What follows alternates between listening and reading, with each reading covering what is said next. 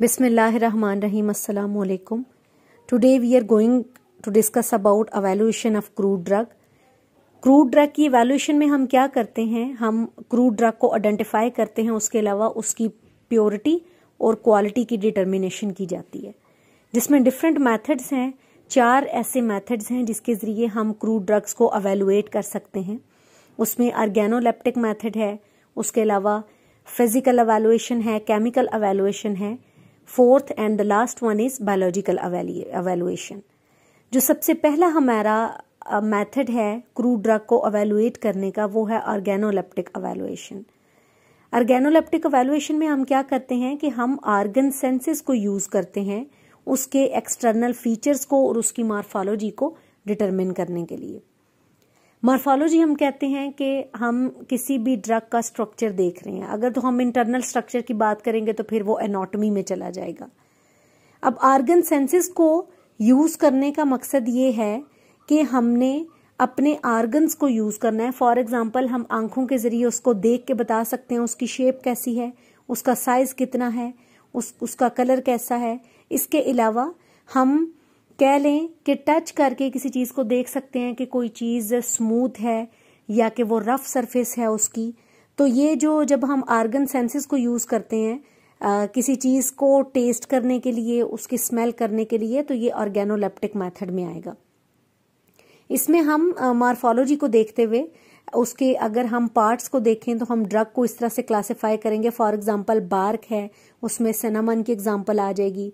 अगर हमारे पास लीव्स हैं तो या अगर हम तुलसी या सेना प्लांट है, दैट इज अकेशिया एक्यूटिफोलिया, अगर हम वो कर रहे हैं तो फिर हम देखेंगे कि ड्रग का पार्ट कौन सा यूज हो रहा है, तो देख के हमें पता चलेगा कि वो लीव्स हैं। उसके अलावा अगर क्लव है तो उसके हम फ्लावर यूज कर रहे हैं, नक्स वुमिका है उसके हम सीड यूज कर रहे हैं, पुदीना है वो एज इट इज हम उसका एरियल पार्ट यूज कर रहे हैं, हम उसको हर्ब भी कह सकते हैं। तो ये ऑर्गेनोलेप्टिक मेथड होगा। उसके अलावा ऑर्गेनोलेप्टिक मेथड में हम एक्सटर्नल मार्किंग भी देखते हैं। जैसे अगर कोई एक प्लांट है, उसका कोई एक पार्ट हम यूज कर रहे हैं एज अ क्रूड ड्रग, तो हम देखेंगे कि वो जो प्लांट है यानी बायोलॉजिकल सोर्स है उस क्रूड ड्रग का, उसके ऊपर मार्क किस तरह के बने हुए हैं। सम टाइम एनुलेशंस होती हैं जो आपको डायग्राम में नजर आ रही हैं। उसके अलावा रिंकल्स होते हैं, नोड्यूल्स से बने हुए होते हैं, या उसके अलावा प्रोजेक्शंस होती हैं। तो ये उसकी एक्सटर्नल मार्किंग में आएगा।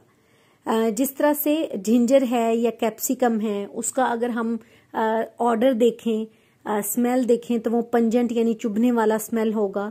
उसके अलावा ग्लिसराइजिन है, ग्लिसराइजा ग्लेब्रा का जो एक्टिव कॉन्स्टिट्यूएंट है, या हनी है, तो उसको हम टेस्ट करके बताएंगे तो ये भी ऑर्गन सेंस में आ जाएगा। तो वो उसका टेस्ट क्या होगा, स्वीट।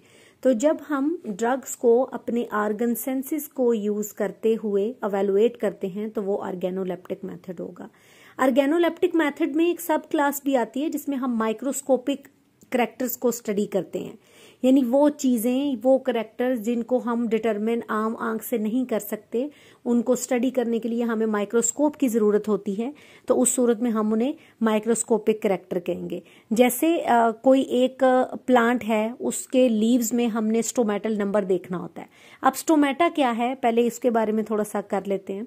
स्टोमेटा जो प्लांट्स हैं टेरेस्ट्रियल कंडीशन में सरवाइव करते हैं, मॉडरेट एनवायरनमेंट है, उनमें लीव्स की लोअर साइड पे पोर्स होते हैं जिनको स्टोमेटा कहते हैं, जो कि कार्बन डाइऑक्साइड और ऑक्सीजन के एक्सचेंज में भी वो हेल्प आउट करते हैं। यानी 90% जो गैशियस एक्सचेंज है प्लांट में वो इन्हीं पोर्स के जरिए होता है। तो जब हमने इन पोर्स को स्टडी करना है तो ये चूंकि आम आंख से नजर नहीं आते, इनको देखने के लिए हमें माइक्रोस्कोप की जरूरत है। तो फिर अब हम देखते हैं कि 1 मिलीमीटर में, स्क्वायर मिलीमीटर में या सेंटीमीटर क्यूबिक में, तो उसको हम स्टोमेटल नंबर कहते हैं, यानी कितने स्टोमेटा उसमें आएंगे।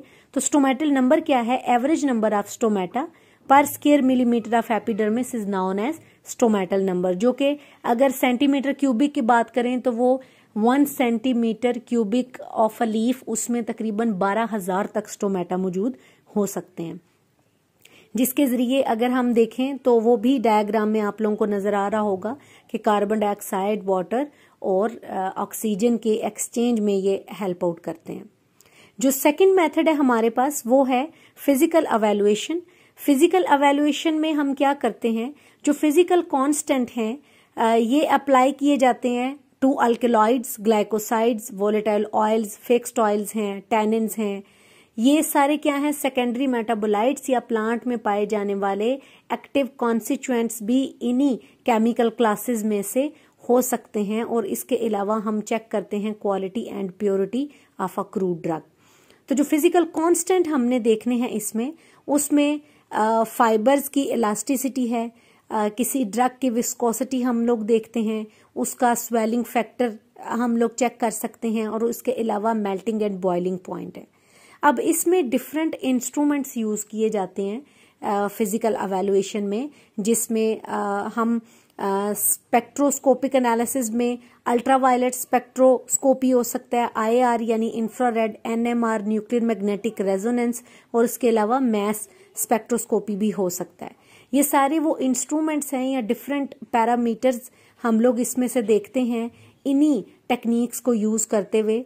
और आपको डायग्राम में UV स्पेक्ट्रोफोटोमीटर भी दिखा दिया जाएगा। उसके अलावा क्रोमेटोग्राफिक टेक्निक्स हैं जिनमें पेपर क्रोमेटोग्राफी है, जिसमें थिन लेयर है, TLC भी उसको कहते हैं, कॉलम क्रोमेटोग्राफी है, HPLC है।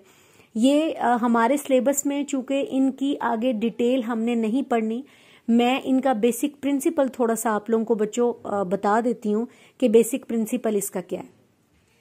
ये जितने भी इंस्ट्रूमेंट्स हैं इसमें हम स्टैंडर्ड रन करते हैं। स्टैंडर्ड रन करने का मतलब ये होता है कि हमारे पास अगर हमने कोई चीज बनानी है तो हमारे जहन में उसका एक कहने की एक स्टैंडर्ड होता है कि हमने इसके मुताबिक उस चीज को रेडी करना है। अब ये केमिकल्स की डिफरेंट लाइब्रेरीज होती हैं, वो लाइब्रेरी हम इसमें एज अ स्टैंडर्ड यूज करते हैं, उसको हम अपलोड करते हैं, और जो अननोन हमारे पास एक केमिकल है या कंपाउंड है उसको जब हम इसमें लोड करते हैं तो उसके बाद वो मैच होने पर हमें बताता है।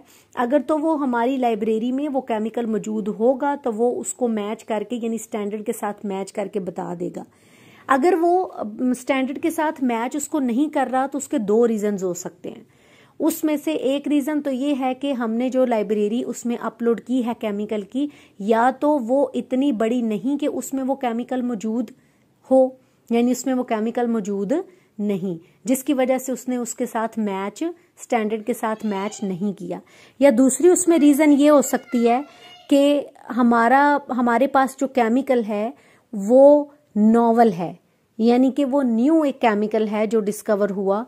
तो ऑब्वियसली जब एक न्यू चीज डिस्कवर होती है तो वो पहले उसका कोई एज सच स्टैंडर्ड नहीं होता। तो इसके जरिए हम उसमें देख लेते हैं कि जो हमारे पास ड्रग ऑफ इंटरेस्ट है क्रूड ड्रग, उसमें पार्टिकुलर कौन सा केमिकल मौजूद है। फिर आगे उसकी हम क्वांटिटी को चेक कर लेंगे। पहले तो क्वालिटी होगी, यानी किस किस्म का है, वो किस केमिकल क्लास से बिलोंग करता है, यानी वो वोलेटाइल ऑयल्स में आता है, फिक्स्ड ऑयल है, अल्कलॉइड्स में आ रहा है, ग्लाइकोसाइड्स में आ रहा है, टैनिन्स में आ रहा है। और उसके बाद फिर हम उसकी क्वांटिटी चेक कर लेते हैं कि वो कितनी मिकदार में गिवन अमाउंट जो हमारे पास है ड्रग की उसमें कितना मौजूद है, कितने परसेंटेज। जो थर्ड मेथड है that is chemical evaluation. Chemical evaluation में भी हम क्वालिटी, क्वांटिटी और प्योरिटी देखते हैं थ्रू केमिकल टेस्ट। इसमें जो क्वालिटी के टेस्ट होंगे वो बहुत इनिशियल स्टेज पे होते हैं, और उसमें हमारे पास जो है ना वो कलर अपीयरेंस भी आती है, डिफरेंट कलर से वो शो करता है कि इसमें ड्रग की या केमिकल की क्वालिटी वो क्या है। उसके अलावा इसके जरिए हम मतलब केमिकल टेस्ट परफॉर्म करते हैं अल्कलॉइड्स का, अमाइनो एसिड्स हैं, कार्बोहाइड्रेट, ग्लाइकोसाइड, टैनिन्स या वोलेटाइल ऑयल्स। और फिर उसके बाद पहले तो हमें क्वालिटी इंश्योर करना होती है, और क्वालिटी के बाद फिर हमने उसकी क्वांटिटी की तरफ जाना है, जिसके लिए फिर दोबारा से हमको फिजिकल एवेल्युएशन में इंस्ट्रूमेंट्स की मदद लेना पड़ती है। इसके अलावा टाइट्रीमेट्रिक ऐसे हैं। टाइट्रीमेट्रिक अब ऐसे क्या हैं? टाइट्रीमेट्रिक ऐसे भी एक स्पेशल किस्म का एनालिसिस है। हम लोग कह सकते हैं कि analysis in which solution of a substance being determined is treated with the solution of suitable reagent, और suitable reagent of exactly known concentration, यानी हम उसको जो किसी सब्सटेंस का सोल्यूशन उसको डिटरमिन करते हैं एक रीएजेंट को यूज करते हुए, और वो रीएजेंट हमारे पास एग्जैक्ट नाउन कंसेंट्रेशन के साथ होना चाहिए। उसके अलावा हम इसमें क्या करते हैं, ईस्टर वैल्यू है। ईस्टर वैल्यू को वैसे तो स्पोनिफिकेशन वैल्यू या एसिड वैल्यू में जो डिफरेंस है उसको भी हम ईस्टर वैल्यू कहते हैं। या उसके अलावा हम लोग कह सकते हैं कि ये वो वैल्यू है जिसमें हम number of milligrams of potassium hydroxide required to react with esters present in 1 gram of fat और ऑयल, यानी ये हमने उसमें चेक करना होता है। उसके अलावा इसकी हम लोग कह सकते हैं कि स्पोनिफिकेशन वैल्यू क्या है। तो स्पोनिफिकेशन वैल्यू क्या रिप्रेजेंट करता है, इसमें हम नंबर ऑफ मिलीग्राम्स देखते हैं किसके, पोटेशियम हाइड्रोक्साइड के या सोडियम हाइड्रोक्साइड के, जो हमें रिक्वायर होते हैं स्पोनिफिकेशन करने के लिए किसकी, 1 gram of fat under conditions specified, यानी वो हमारे पास जिस कंडीशन में हम उसको करना है वो स्पेसिफाइड होनी चाहिए।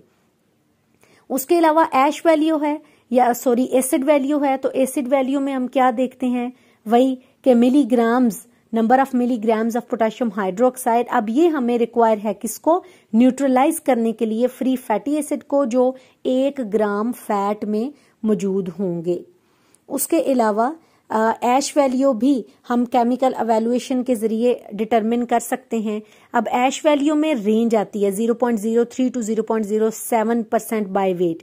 और इसके अलावा हमने इसमें क्या करना है कि जो ऐश वैल्यू है इसमें हम कुछ मतलब ऑयल्स हैं for example, higher ash contents उनमें हो सकते हैं मे बी फाउंड, तो फिर हम क्या कहते हैं कि ऐश कंसिस्ट ऑफ एक्सट्रेनियस सॉलिड्स या residues of organometallic compounds in solution, या हम कह सकते हैं कि salt dissolved in water present in the fuel. अब ये किस में है, अब हम फैट की नहीं, अब ये फ्यूल में है। तो हम इस तरह से देख रहे हैं कि ash value, saponification value, acid value, ester value, ये हम केमिकल एवेल्युएशन के जरिए देख सकते हैं। उसके बाद जो fourth and the last method है हमारे पास वो है बायोलॉजिकल एवेल्युएशन, जिसको बायोलॉजिकल एसेस भी कहते हैं। ये इसमें हम क्या करते हैं, जहां पे भी बायो का लफ्ज आया तो there is something about living organism, तो हम इसमें स्पेसिफिकली अगर कोई डोज या स्टैंडर्ड हमने किसी स्टैंडर्ड के मुताबिक कोई डोज हमने प्रिपेयर की है तो उस डोज का हम एक्सपेरिमेंट किसी लिविंग ऑर्गेनिज्म को यूज करते हुए करते हैं।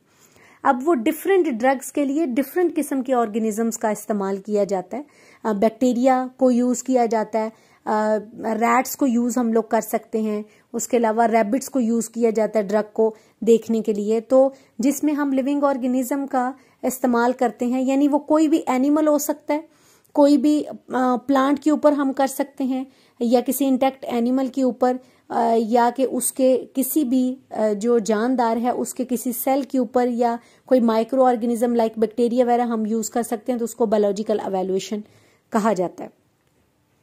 बायोलॉजिकल एवेल्युएशन में भी डिफरेंट किस्म के मेथड्स आते हैं, लेकिन जो टिपिकली बायोलॉजिकल एवेल्युएशन में इन्वॉल्व है वो स्टिमुलस इन्वॉल्व है। किसी भी ड्रग का स्टिमुलस जिसको हमने अप्लाई करना है किसी भी सब्जेक्ट के ऊपर, वो सब्जेक्ट कौन हो सकता है, एनिमल हो सकता है, प्लांट हो सकता है, जैसे मैंने पहले बताया कोई टिश्यू हो सकता है, और फिर हमने रिस्पॉन्स नोट करना है। रिस्पॉन्स का मतलब ये है कि अब हमारे पास रिजल्ट आएगा कि हमारी ड्रग इफेक्टिव है या नहीं है। फिर हम उसकी रेंज भी ले सकते हैं कि इतने % इफेक्टिव है, वो पॉजिटिव इफेक्ट भी हो सकता है, नेगेटिव भी हो सकता है। और इसके अलावा हमारे पास एक टिपिकल जो हम लोग चाह रहे हैं कि वो रिजल्ट आए, यानी जो स्टैंडर्ड के साथ मैच कर जाए, तो वो भी हो सकता है। इसमें अब डिफरेंट टेक्निक्स यूज की जाती हैं बायोलॉजिकल एवेल्युएशन में। मैचिंग बायोलॉजिकल एसेज हैं, इंटरपोलेशन बायोलॉजिकल एसेज हैं, उसके अलावा ब्रेक्टिंग बायोलॉजिकल प्रोटोकॉल्स हैं, या मल्टीपल बायोलॉजिकल एसेज हैं। तो ये 4 इसमें डिफरेंट टेक्निक्स आती हैं।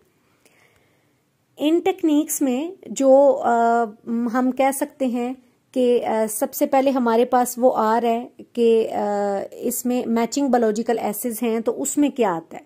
जो मैचिंग बायोलॉजिकल एसे हैं उसमें जैसे हमने बताया कि हमने एक स्टैंडर्ड रन करना है, और हमारे पास जो अननोन डोज है या हमने जो प्रिपेयर की है ड्रग, उसका उसके साथ हमने मैच करना है कि जैसा स्टैंडर्ड है उस जितना इफेक्ट आया है या नहीं आया।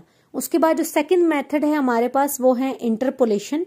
इंटरपोलेशन में हम लोग क्या कर सकते हैं, इंटरपोलेशन मेथड में हम जो सिंपली क्या करते हैं कि हम लोग रिस्पॉन्स लेते हैं ग्रेडेड एसेज, और इसमें कोई स्टैटिस्टिकल डाटा इन्वॉल्व नहीं होता, या इसमें मैनी वो कह लें कि कैलकुलेशंस हो सकती हैं। अब इसमें हमने क्या करना है कि एक से ज्यादा डोजेज हमने तैयार करनी है।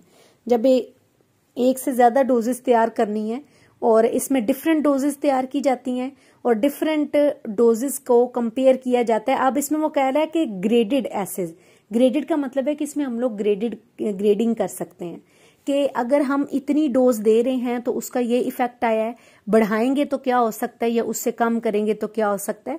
क्योंकि कई दफा क्या होता है कि ऑर्गेनिजम्स को डिफरेंट ऑर्गेनिज्म को डिफरेंट डोज देनी पड़ती है, एक ही डोज तमाम इंटैक्ट ऑर्गेनिज्म के लिए यूज नहीं हो सकती। उसके अलावा हमारे पास ब्रैक्टिंग बायोलॉजिकल एसिड्स हैं। ब्रैक्टिंग बायोलॉजिकल एसिड्स में अब क्या आ रहा है, इसमें वो हम कह लें कि रिस्पॉन्स इन बिटवीन आता है, यानी हमने डिफरेंट डोज अगर तैयार की है तो उसमें हमने देखना है कि इस डोज का यानी 2 डोजेस में रह के हमने उसको चेक करना होता है कि रिस्पॉन्स किस तरह से उसका आ रहा है। उसके बाद जो हमारे पास है वो है मल्टीपल बायोलॉजिकल एसिड्स। तो मल्टीपल बायोलॉजिकल एसिड्स बेसिकली जो प्रिंसिपल है मैचिंग बायोलॉजिकल एसिड्स का या इंटरपोलेशन बायोलॉजिकल एसिड्स का, ये उन दोनों के प्रिंसिपल को यूज करते हुए काम करते हैं। यानी हम इसमें एक डोज को भी स्टैंडर्ड के साथ मेजर कर सकते हैं या डिफरेंट डोजेस का रिस्पॉन्स देखते हुए उनमें से सिलेक्ट भी कर सकते हैं कि इतनी क्रूड ड्रग किसी भी पर्टिकुलर ऑर्गेनिज्म के लिए यूज हो सकती है, क्योंकि हमने एक्सपेरिमेंट उन्हीं के ऊपर ही करना होता है।